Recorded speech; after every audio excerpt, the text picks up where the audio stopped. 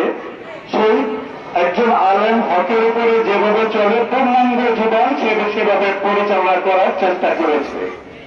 তারপরে আমরা কেউ ভুলে উঠবে, আমরা তো মানুষ, সেও মানুষ, তার যদি কোনো আচার আচরণে, কোনো ব্যবহারে, কোনো কথাবার্তায় অত্র এলাকায় বসবাস করেছে, যদি কারো মনে সামান্যতম কোনো কষ্ট থেকে থাকে বা কষ্ট পেয়ে থাকেন, আল্লাহর রাস্তে তাকে আজকের এই দিনে মাফ করে দিবেন এবং আল্লাহ পাক ভুল মাফ করে দিয়ে জান্নাতের সর্বোচ্চ মাকাম জান্নাতুল ফেরদৌসের মেহমান হিসাবে কবুল করেন। সকলে বলেন আমিন।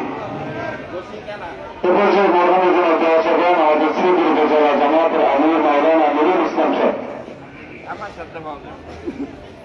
বিসমিল্লাহির রহমানির রহিম। আল্লাযী খালাকাল মাউত ওয়াল হায়াত লিয়াবলুয়াকুম আইয়ুকুম আহসানু আমালা। মাওলানা আবু সাঈদ আশরাফির জানাজায় অংশগ্রহণকারী হাজার আলেম, আসসালামু আলাইকুম ওয়া রাহমাতুল্লাহি ওয়া বারাকাতুহু।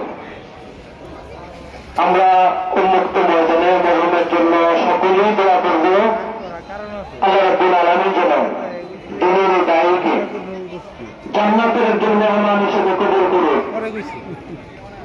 আমরা জানি প্রত্যেক মানুষের মরার পরে 8টি প্রশ্নের সম্মুখীন হবেন।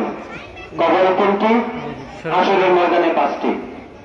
আল্লাহ রাব্বুল আলামিন মরহুম আবু সাঈদ আশরাফিকে এই 8টি প্রশ্নের উত্তর সফলতার সাথে দেওয়ার তৌফিক দান করুন। আমি বিশ্বাস করি এই দিনের দায়ী আজকের এই জানাজা একটি সফল জানাজা, যাকে কবরস্থ করার পরে কিয়ামত পর্যন্ত যার আমলনামায় সওয়াবের রেসানি জারি থাকবে ইনশাআল্লাহ। কারণ তিনি হাজার হাজার আলেম তৈরি করেছেন। এই আলেমগণ যত সওয়াবের কাজ করবেন, দিনের কাজ করবেন, তার একটি অংশ উক্ত মাইয়েতের আমলনামায় কিন্তু থাকবে। অতএব এই জানাজা একটি সফল জানাজা ইনশাআল্লাহ। আমি অনুরোধ করব আমরা সকলেই যেন আমাদের মৃত্যুটা এবং সফল মৃত্যু হয়, আমরা আলেমদের পাশে থাকার চেষ্টা করব, দিনের পক্ষে থাকার চেষ্টা করব। আল্লাহ আমাদেরকে তৌফিক দান করুন। আমি সর্বশেষ বাংলাদেশ জামাত ইসলামের পক্ষ থেকে উক্ত মরহুমের পরিবারের প্রতি সমবেদনা জ্ঞাপন করে আমি আমার কথা এখানে শেষ করছি। আসসালামু আলাইকুম ওয়া রাহমাতুল্লাহি ওয়া বারাকাতুহু।